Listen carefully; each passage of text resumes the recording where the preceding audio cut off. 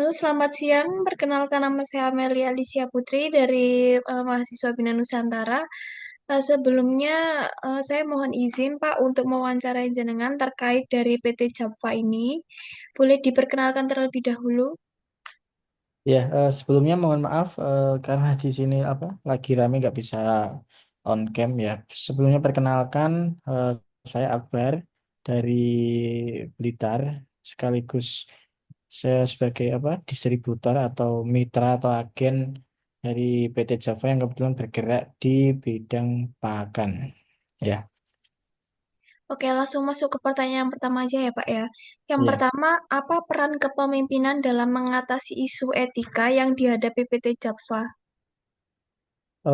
Ya, kepemimpinan yang kuat itu sangat penting ya dalam mengatasi isu atau dari etika di PT Java. Jadi kita sebagai pemimpin itu harus bisa menunjukkan integritas dan transparansi serta mengambil langkah proaktif untuk memperbaiki reputasi perusahaan setelah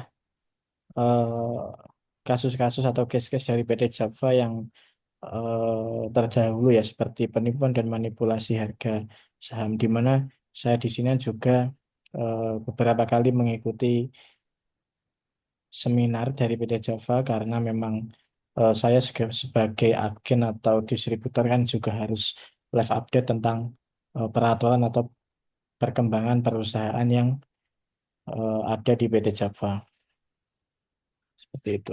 Lanjut ya Pak ya.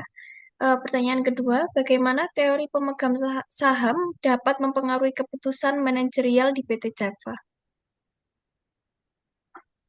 Ya, di sini teori pemegang saham itu menekankan bahwa manajemen itu harus memprioritaskan kepentingan pemegang saham dalam setiap keputusan bisnis.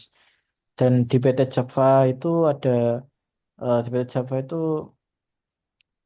ada beberapa hal bahwa keputusan itu harus diambil dengan mempertimbangkan dampaknya terhadap nilai saham dan keuntungan dari pemegang-pemegang saham seperti itu. Oke, selanjutnya, apa tantangan yang dihadapi oleh PT Java dalam menerapkan corporate social responsibility di Hmm, tengah isu etika? Tantangan utamanya yaitu membangun kembali kepercayaan publik dan para investor tentunya setelah beberapa kasus dari PT Java terdahulu ya. Soalnya PT Java itu juga perlu menunjukkan komitmen yang nyata terhadap CSR dengan melibatkan diri dalam praktik bisnis yang etis dan bertanggung jawab sosial seperti itu. Ya. Oke, selanjutnya, bagaimana budaya organisasi di PT Java dapat mempengaruhi perilaku karyawan terkait etika bisnis? Ya, tentunya budaya organisasi yang positif itu yang pertama tuh yang bisa menghargai etika dan tanggung jawab. Juga dapat mendorong karyawan untuk bertindak sesuai dengan nilai-nilai perusahaan. Sebaliknya, budaya yang buruk juga dapat menyebabkan perilaku tidak etis dan bisa menurunkan moral karyawan. Selanjutnya, apa langkah-langkah konkret yang bisa diambil oleh manajemen PT Java untuk memperbaiki reputasi perusahaan setelah kasus penipuan tadi? Yang pasti ya akan ada apa ya reorganisasi manajemen. Seperti kita juga melakukan audit internal untuk menilai kepatuhan etika, meningkatkan pelatihan etika juga eh, s- untuk karyawan, serta kita harus mengimplementasikan bagaimana kebijakan transparansi dan akuntabilitas yang lebih erat. Hmm, Seperti eh, antara PT Java dengan saya sebagai mitra atau sebagai distributor agen resminya juga perlu adanya transparansi eh, antar pihak seperti itu. oke. Selanjutnya, bagaimana pendekatan utilitarianisme dapat digunakan untuk mengevaluasi keputusan strategi di PT Java? Pendekatan utilitarisme itu kan menilai keputusan berdasarkan manfaat yang dihasilkan bagi mayoritas pengguna, di mana PT Java keputusan harus dievaluasi tidak hanya dari segi keuntungan finansial, tetapi juga dampak sosial dan lingkungan. Jadi kita itu harus melihat dari berbagai arah untuk mengambil keputusan seperti itu. Hmm.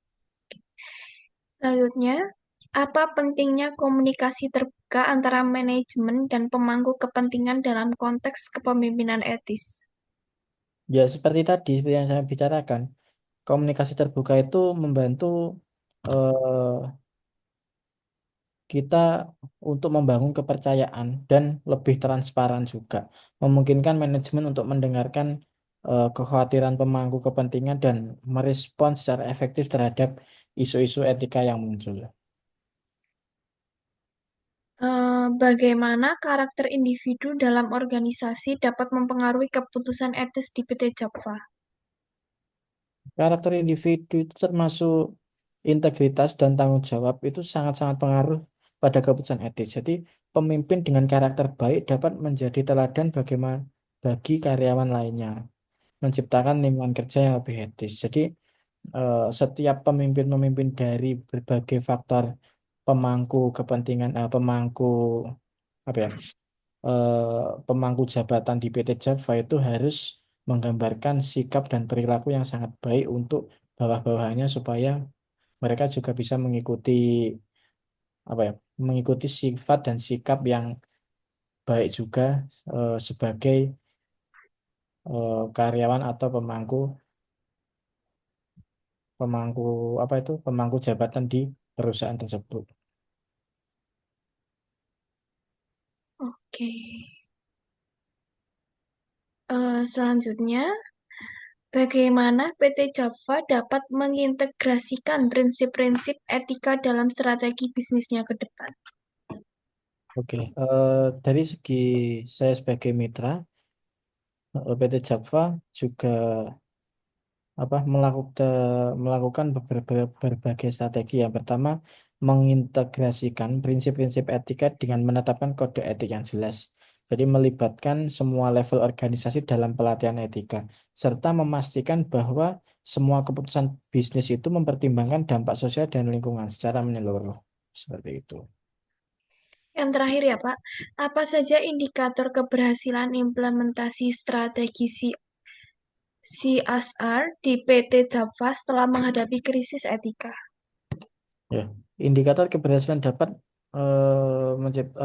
mencangkup itu dari PT Jawa itu mencangkup peningkatan reputasi perusahaan, terus yang kedua ada peningkatan kepuasan pemangku kepentingan serta lebih meningkatkan lagi kinerja finansial jangka panjang sebagai hasil dari praktek bisnis yang lebih beretika juga. Oke. Oke, terima kasih ya Pak telah meluangkan waktunya untuk mau saya wawancarai. Ya, ya, ya, sama-sama. Oke, kalau gitu terima kasih. Selamat siang Pak. Selamat siang.